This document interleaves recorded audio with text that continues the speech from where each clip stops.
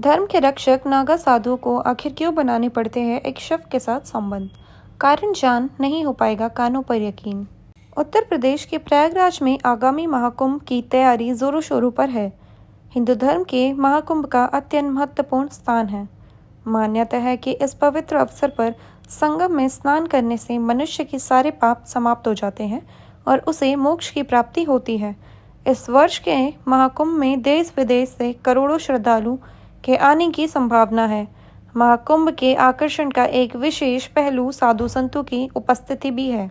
इसमें से एक अनोखा और रहस्यमय तबका है अघोरी साधुओं का। अघोरी साधु की वेशभूषा, जीवन शैली और साधना प्रसिद्ध सामान्य से बिल्कुल भिन्न होती है। इस लेख में हम अघोरी साधु की जीवन शैली और जानकारी की ओर उनके रहस्यमय साधना के पहलुओं पर प्रकाश डालेंगे। अघोरी साधु कौन होते हैं? अघोरी साधु भगवान शिव के उपासक होते हैं। अघोर भगवान शिव के 5 रूपों में से एक है और इन साधुओं का जीवन पूरी तरह से शिव की भक्ति और तंत्र साधना पर आधारित होता है। ये साधु पारंपरिक हिंदू धर्म के रीति रिवाजों से अलग होते हैं और समाज द्वारा निर्धारित मान्यताओं को चुनौती देते हैं। शव साधना का महत्व। अघोरी साधु अपनी तंत्र साधना के लिए शमशान घाट को चुनते हैं। उनका मानना है कि शमशान में साधना करने से मृतकों के भय पर विजय प्राप्त की जा सकती है। यह साधु शवों पर बैठकर साधना करते हैं और इसे शिव और शक्ति की उपासना का माध्यम मानते हैं। कुछ अघोरी साधु अपनी साधना में शवों के साथ शारीरिक संबंध भी बनाते हैं। उनके अनुसार यह साधना का एक अनिवार्य हिस्सा है। अघोरी मानते हैं कि यदि इस प्रक्रिया के दौरान भी मन शिव की भक्ति में लीन रहता है तो इसे साधना की भक्ति बढ़ती है। यह प्रक्रिया उनकी ऊर्जा को जागरूक करता है और तंत्र विद्या में महारत हासिल करने से सहायक होती है। शक्ति और तंत्र विद्याओं। अघोरी साधुओं का विश्वास है कि शवों के साथ शारीरिक संबंध बनाने और अन्य विधियों से उनकी तंत्र साधना की शक्ति बढ़ती है। उनके अनुसार इस प्रक्रिया से उन्हें आत्मा, शक्ति और ब्रह्मांडीय ऊर्जा की गहन स्तरों को समझने में मदद मिलती है।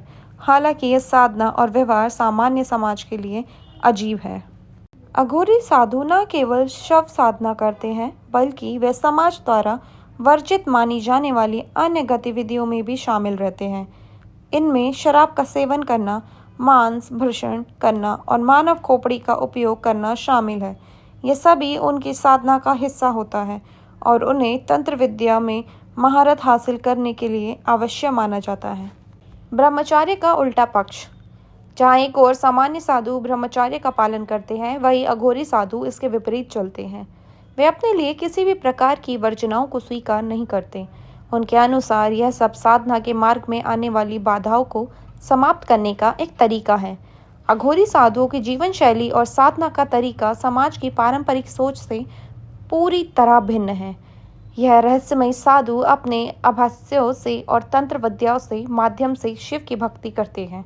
हालांकि उनके तरीके और आचरण सामान्य समाज के लिए विवाद उत्पाद्य और चौंकाने वाले हो सकते हैं, लेकिन उनकी साधना का उद्देश्य आत्मा और ब्रह्मांड की गूढ़ शक्तियों को समझना और उनको जोड़ना होता है। महाकुंभ में अघोरी साधुओं की उपस्थिति हमेशा से ही आकर्षण का केंद्र रही है। इन साधनाओं और जीवन की साधना हिंदू धर्म के उस पहलू को प्रकट करती है जो बहुत ही रहस्यमयी और गूढ़ है। ऐसे ही दिलचस्प खबरों के साथ जुड़े रहने के लिए हमारे चैनल को सब्सक्राइब कीजिए।